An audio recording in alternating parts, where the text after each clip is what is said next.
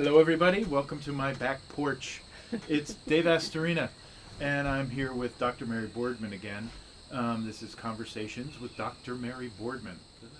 I wanted to ask you this question. I mean, we talked quite a bit about, sound therapy and your good work and how you got into it and the different ways for people to get grounded. And I mean, we've had a lot of interesting conversations so far. So I hear a lot about staying present, being mindful, living in the moment. What do these terms mean? I mean, a lot of people say that it's Buddhist. I don't know that it is Buddhist. I think I'd like to have your take on this. What is this staying present, and what are some good techniques? How did you learn to live more in the moment? I'm interested. Okay. For me, several things happened. Probably two significant things. One was discovering contemplative prayer in the Christian tradition that I was raised in. And remind me about that because I'll forget it. And but more powerfully, I think the lesson I learned was from my mother. She had Alzheimer's and colon cancer, and I brought her to live with me in 1998. Right. And she'd already had it for about 7 years at that point, so she was pretty well along the path of the Alzheimer's. And to this day, when I see those beautiful trees up there, I think of the question my mother asked me. And it wasn't really a question, it was the question that I asked myself after she said something to me. She said, pull over, pull over. We were on the way to the grocery store. Mm-hmm. And I was busy making this mental checklist of things that we needed for dinner and how to cook it and all that stuff. And she just was like, pull over, pull over. And I pulled over. I didn't know what was going on. And she said, look at all the different shades of green. And so, Dave, I invite you right now into your own backyard to look at the many different shades of green. Mm-hmm. We've got the yellow green, the gray green, the black green, kind of the green, The green shadowy green. I like the green myself. green grass of foam. And all of that was very profound for me because I hadn't looked at it. And she proceeded over the weeks after that to make me pull over for sunsets. Mm-hmm. And I finally realized that my mother only lived in the present moment. Yeah, she had nothing else. She had nothing else. She didn't know past. She didn't know me, even. Right. And she didn't know future. It was totally dissolved at that point. And so she only existed in the now. So for me to be able to have a conversation with her when she was even able to have a conversation, which wasn't a lot, I had to be in the moment of now. And that was such a gift for me to learn to be in the moment of now and the profound effect of that. So to this day, I still stop and go, look at all the different colors of green. So let's go back to that, because you're talking about this like everybody knows what the value of now is, and I'm like, okay, now is now. Well, now is the only. What is the power here? Right. What are you talking about? In this illusion of time that we live in, there's past, present, and future in our illusion. Fear can only exist. Well, fear exists most heartily in the past and the future. If it lives in the past, it's if only I'd, if only I'd, if only I'd, the ad nauseum routine of that. And it lives in the future of what if, what if, what if. So we're either in regret or fear. Mm-hmm. It's all fear, but just different flavorings of it. But when we get into the moment of now, that's our choice point. That's the only moment where we can have love come in and say, there is only the choice for love and fear. Now, this is 100 different writers Right. out there now. It's popularized, thank goodness, now in popular culture, of there is only love or fear. And so to live in a present moment for me is the total knowing that I have a choice as to what I feel. Mm-hmm. I can choose to be in love wow, look at that green, all those greens. The Or I blue can in the be sky. in fear, which is, I hope my apartment hasn't flooded by the time I get home. Or, Right. some other version that fear would give us that's equally fearful. Right. But to know that we have a maybe choice, not real, and not- maybe, well, fear is never real. Yeah, well, sometimes it's within the realm of, like, if you're afraid of your apartment flooding and you live on the first floor in a flood zone, Mm, could on a be. sunny I mean, day. But not yeah, likely I know to what happen, you're saying. but Yeah, I right. do know people who would say, yeah, well, what if the water main breaks, Right. right? And they do Yeah. live in that. I think it's a discussion we need to have on how much energy you put into it. Right. Because if you're looking at the higher vibrations of love and compassion, and then down here is fear and anger and hatred and jealousy and all those other things and doubt and all that other stuff, it's not a matter of ever having the human emotions. If you wake up in a human body, you're going to have a human experience. You're going to be down here sometime. Right. But you do have a choice as to how much time and energy you spend down there. Right. So, yeah, you can say, I'm on a first floor apartment, it's supposed to rain 8 inches, am I going to get flooded? And take some precautions. That's wise. Right. But when it's on a beautiful sunny day and you don't live I'm on the 6th floor, why would I want to worry about that? Right. Fear will make something else up for me. It's fear has such a wonderful imagination to scare us to death. So yeah, there's one thing about being cautionary, Right. and there's another one about being so drained that you can't even make a choice, or you're so in the past or the future that you miss the moment of now, where you know that you have a choice. Mm-hmm. And there's one of the things that I get out of Buddhist philosophy is actually trying to determine what reality is. You have all of these thoughts in your head about any particular situation, and identifying which of that is fear thinking and which parts of that are worries that are really unfounded, Mm-hmm. and coming to what is real at the time. That's what the being present and mindful is about. Mm-hmm. For me, is you're having a conversation with someone that's not going in the direction you wanted it to. What about that conversation? Is what you think the person said actually what they're saying, or is that something you're bringing your own baggage to, and adding your own spin to? Maybe they don't even intend what you're taking from that conversation. Mm-hmm. Mm-hmm. Maybe the conversation is, you are talking about the same thing, and it isn't necessarily going in the wrong direction, but you're perceiving it too. Mm-hmm. And you're perceiving it that way because you're bringing fear and doubt and uncertainty into that conversation in your own head. Mm-hmm. Good point, because I think we all have a lens that we wear, that we filter things through. Right.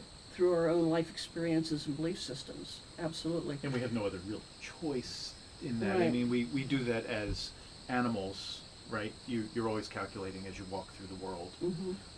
What's a threat? What's a problem? You're making these quick judgments, right? Right.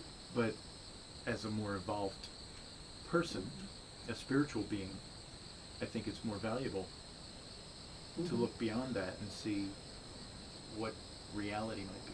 Mm-hmm.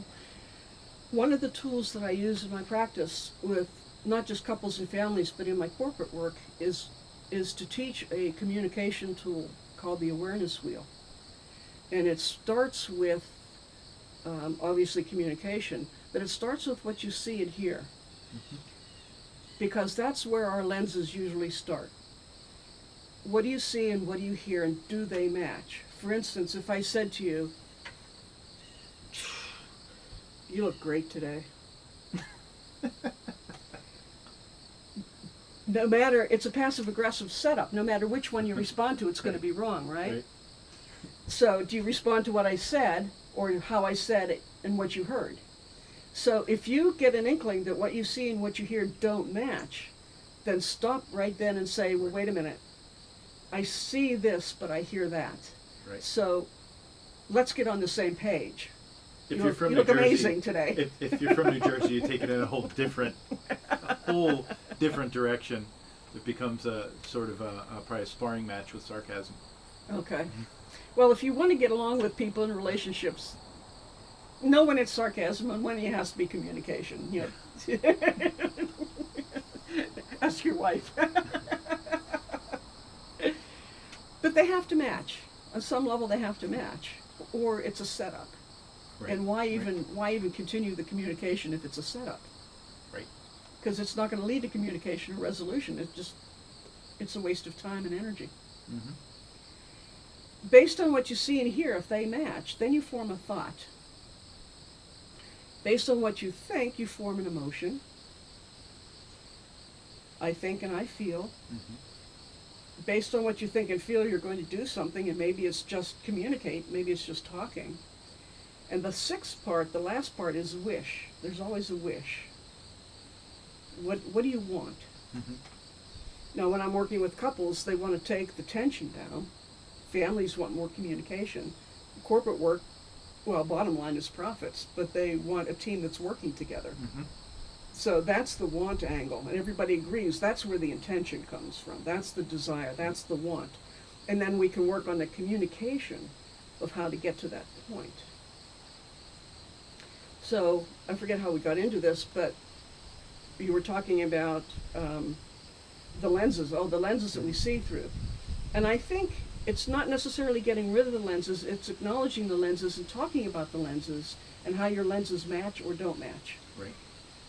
Because of your upkeeping, or your upbringing, you may interpret something I say with a whole different meaning than what I meant it, Right. and vice versa. Right. And so when you feel that, and you'll feel it, you'll get a contraction somewhere in your mind or your heart. Stop it right then and say, no, wait a minute, I want to check this by you. Can you tell me this is what I'm thinking or this is what I'm feeling? Is that what you meant? Is that what you intended? Because if it isn't, you need to get it cleared up. Right. So we all have lenses, so it's just a simple matter of acknowledging that and saying, this is my lens. So tell me a little bit more about the kind of work you would do with corporations. My corporate work is a lot about vision and helping them reach a vision for their business. And believe it or not, sound is amazing at that.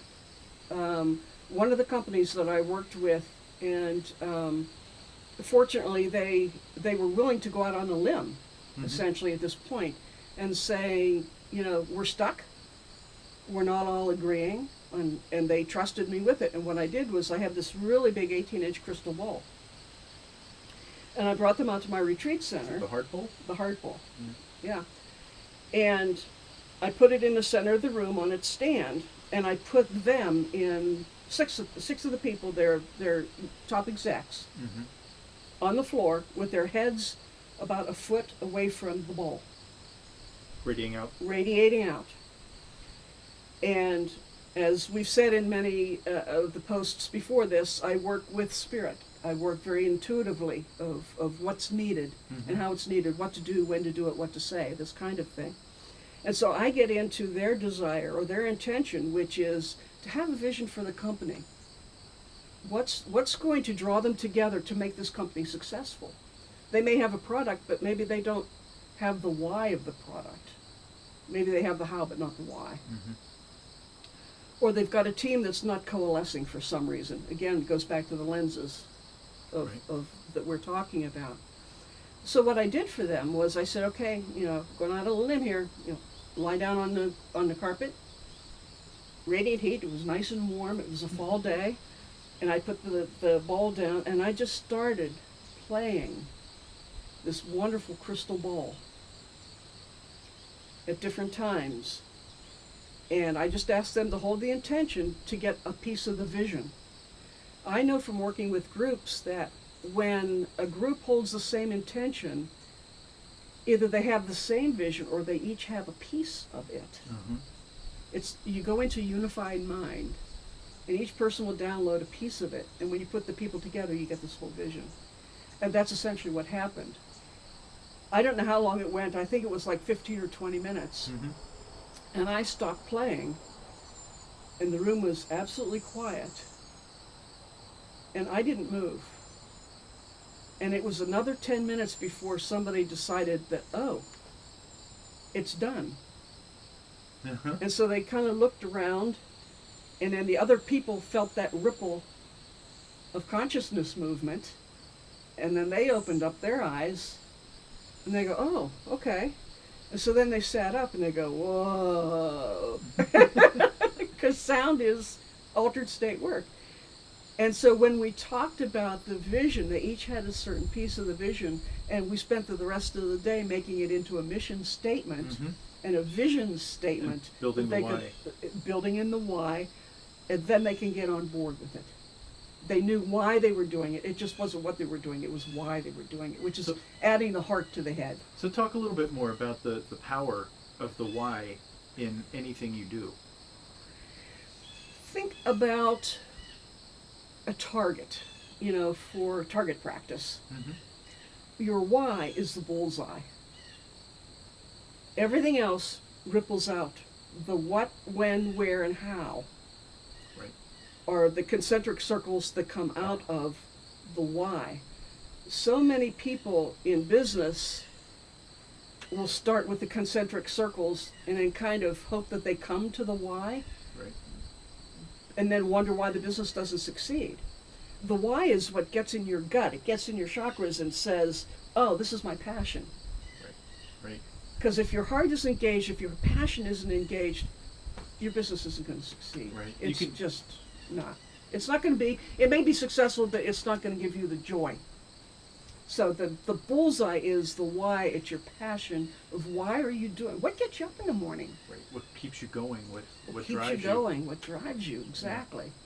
There's Exactly. there are a number of videos on YouTube and TED Talks by Simon Sinek.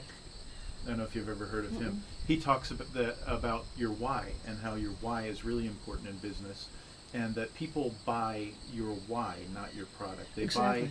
They buy why you do what you do, not necessarily what it is you do. Generally, they want the product or they need your service, but they will choose you over someone else who doesn't drive themselves with their why. Mm-hmm. And that brings us around again to vibrational quality. When you're with somebody, you can feel the vibration. And if it's a choice between being with somebody in this high vibration of passion and belief in what they're doing, or somebody who's it's just a 9-to-5 job and they can't wait to get out of there, you're going to feel that. Mm-hmm. And you're not going to trust the person who doesn't have that energy of passion. Right. And so that's again a vibration. You don't even have to think about it. You just know you feel it or you don't feel it. You trust or you don't. Mm-hmm. You want to move forward with this person, but not so much this person. Even though they might have a better price. It's not always about price. It's not always about price. It's how you it's feel actually about rarely the person. about price. I think most decisions made on price, or that are made from a monetary basis, are often failed decisions. They're often the wrong decision. Mm-hmm. If that's all you're basing your decision on. And I've just found that in my life. Often the thing that costs a little bit more, or actually sometimes costs a lot more, is the thing that you need because it'll last longer. You'll get better service. You have. Mm-hmm. It just seems to work that way. Mm-hmm.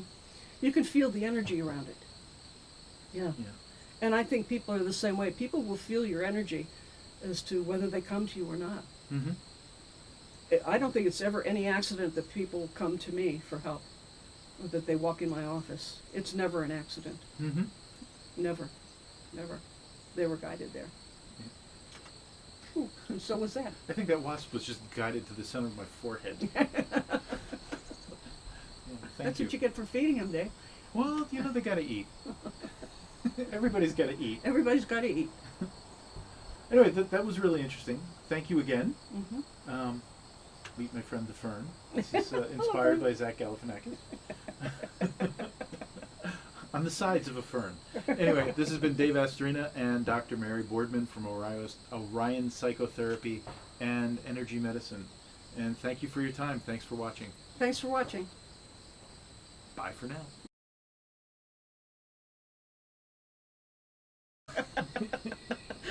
What the bleep? What the bleep do we know? Behave yourself. Why?